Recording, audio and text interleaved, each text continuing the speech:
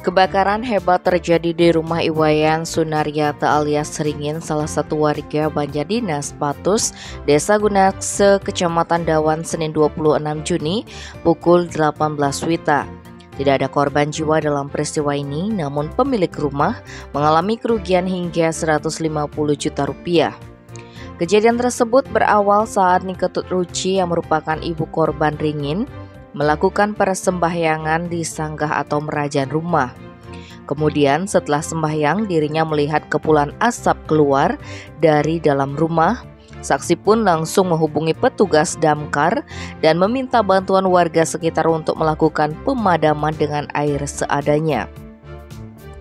Akhirnya selang beberapa menit petugas pemadam kebakaran tiba di lokasi dan langsung memadamkan api.